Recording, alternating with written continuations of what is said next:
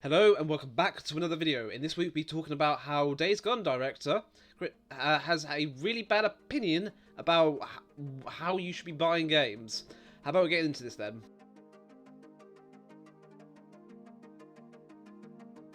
Okay, so we've got...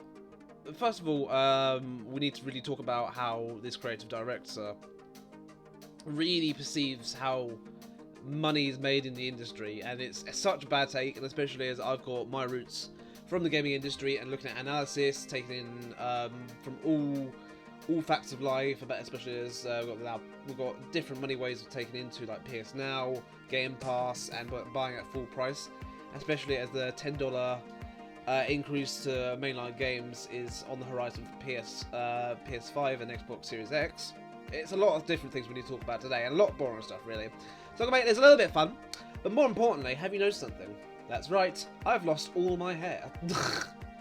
I know it's really important to this video, but I just thought I need to get rid of it. It was getting so long, it was so bad. But now I've got shorter, I've shaved my face, it's so lovely and smooth now. Do you like? I'll stop molesting my face, I swear to you. But yeah, I like it smooth now, I like it really smooth. But more importantly, we'll actually get into what this whole thing really started with. So here we are, we have the article that I got from Push Square. It was the better article out of all of them because I didn't even have the full bloody quote.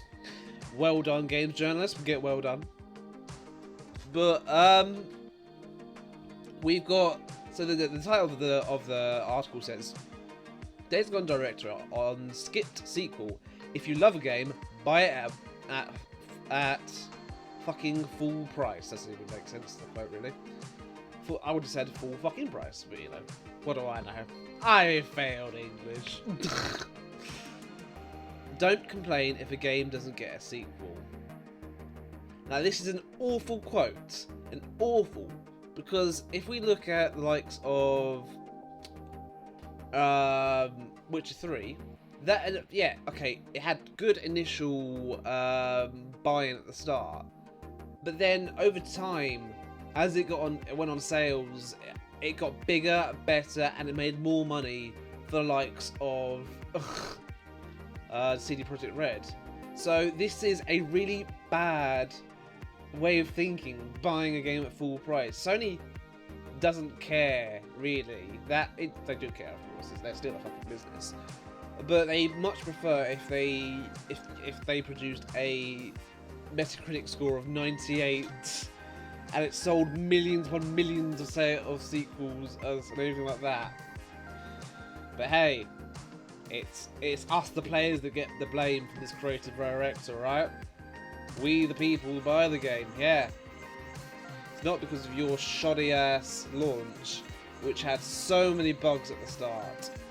And it had so many problems with the game, that's why it got a Metacritic score of 71. Now, I don't believe that Metacritic scores should at all affect how you create a game. At the end of the day, if you want to create a game, and you have a cool idea you want to try, be my guest, create it. And I think companies will have to give you the money for that, and then say, how are we going to present it, how are we going to market it, and that's the game director's job, is just to produce the game. The publisher's side of Sony shouldn't go, right, this is the game we need you to create, this is the Metacritic score you should aiming for. But hey, what do I know? I don't work at Sony. So in this article it goes, oh boy, this whole Days Gone thing just won't stop churning. Yeah, will it? Because I also did the Days Gone will not be getting a sequel, mainly because of how Sony views blockbuster titles at this very moment with the leadership of Jim Ryan. Speaking in David Jaffe's latest interview video, Days Gone director John Garvin has strong feelings on the sequel situation. As you expect, Garvin left developer Sony Bend around 2 years ago, so he's free to speak his mind on Jaffe's show. Now, intriguingly, he may not work for Sony at the moment, and he can legally say anything he practically wants about Sony and how the conditions are there for them. And of course, it's his opinion about how Sony treats developers. At the end of the day, we're all going to have different opinions. Even hell, many people at EA said that EA treats them with a decent amount of respect, but majority of them spoke otherwise. But you know, you're going to have people that think otherwise. And it hasn't taken long for Gavin's impassioned comments to do the rounds online. No shit, Sherlock. I do have an opinion on something that your audience may find of interest. It might piss some of them off, Gavin admits.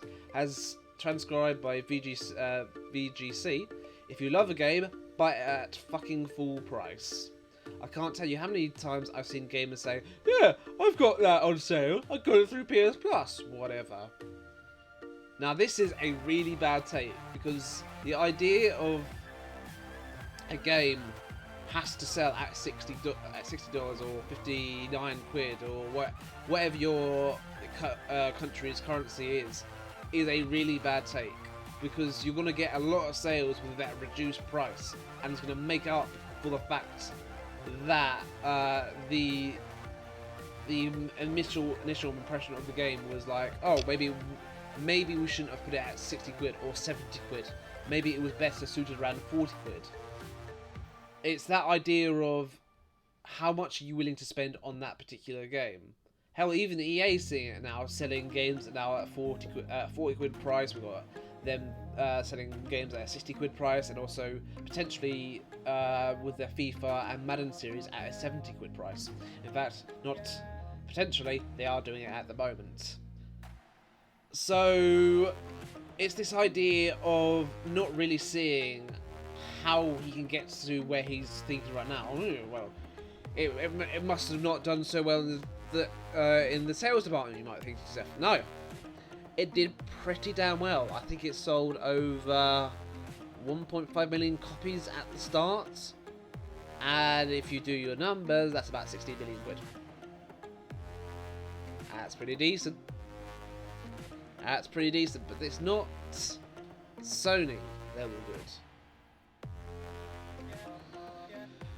So Gavin's argument is that buying a game at full price, you're showing direct support for the developer, you're doing your part to maximise profit, and in the case of Days Gone, Gavin's suggesting if more people grabbed the game at launch, Sony might have been open to a potential sequel. No, they wouldn't. You didn't get your magical 90 on Metacritic. You got a 71, barely scraping into that 70 zone. Does it deserve it? Possibly not. This was... And if you didn't know, Days Gone was released on the 26th of April 2019, so it was just a couple of years ago. So it just annoys me that this person who's worked in the industry knows how these things potentially work, especially working with Sony, who is a lot of business orientated. Not even that. If we look at the likes of Sean Layden back in a couple of years ago, he had this famous quote going around saying that he loved this particular type of game. It didn't sell loads, but that was the point. It was something to add into Sony's back catalogue, and I truly believe that is what this idea of the gaming industry is all about. Creating and innovating on this industry is how we progress it forward. And for the money grabbers out there in the industry, such as EA, Activision, and apparently now Sony, you get more money if people come go to this industry a lot more. So it just annoys me with this sort of thing. Jaffe asks how buyers would know if they love a game before they even played it. Garvin replies, "I'm just saying you don't. But don't complain if a game doesn't get a sequel if it wasn't supported at launch." Such a bad take. You can't say... Alright, for likes of like The Witcher 3, again, yes, alright, it was an established trilogy. It was the end of the trilogy in that regard. But Days Gone has got the publicity of a Sony intellectual property. An exclusive, if you will. So already that's got a bit of marketing behind it. It's got, alright, yes, it may be Ben Studio's first game, and it didn't do so well on Metacritic, but it was still a success to the likes of Bend Studios. It's their first big AAA project, and I'm not gonna lie, they did nail it out of the park for the first time. For the first time, it was pretty good. Gavin continues, I think the uptick engagement with the game is not as important as did you buy the game at full price, because if you did, then that's supporting the developer directly, which is no, because like I said earlier, if more people buy the game at a lower price, that's going to mean more money overall for Sony. So if you're looking at the likes of all this other stuff, it's just such a, it really annoys me that this person's come out there, going on to an Alright Guys podcast and saying this sort of shit. It's not right, and I'm sorry, but if that's how you feel, sure, but it's not right. If you have an opinion, say yeah, it's great, you've got your own opinion, but it's factually wrong.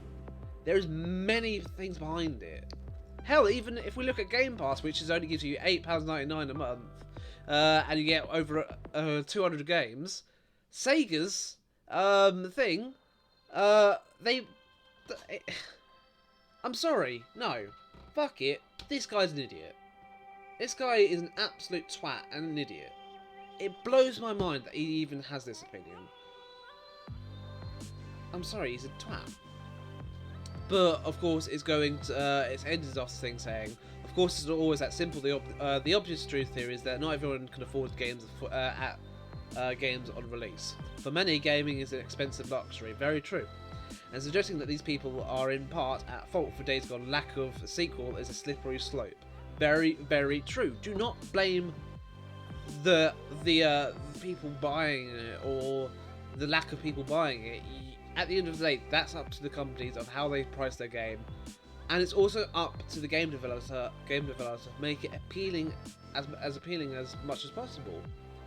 Now, Days Gone already was in a lot of hot water, especially when it had a zombie-like thing. Great, a lot of people like zombies, right? Yeah. But then you look at the likes of Hideo Kojima, and he released what was it? Death Stranding, and that managed to get about 30 million quid. Or was it 30 million copies? I can't remember now. But that was also released on the PC and on the PlayStation Store. So I'm sorry, this was such a bad opinion. I just need to get my thoughts out there. So with that in mind, I just really want to know what your thoughts and opinions on this topic really was. Now, I'm going to talk, this is going to be the start of what I'm going to call Sony Week. Because at the moment, we've got a lot of news coming from Microsoft. We've had a lot of news in the past about Microsoft. And I really wanted to give some love around the industry. And if Nintendo did their week-long thing, then I would happily make videos on that sort of thing. At the moment, I just need to give some love to all around the to all three consoles. So I think I'm going to give some bit of love this week towards Sony, and potentially, if I can, put some love towards Nintendo. But when I say some love, I mean some hopefully, some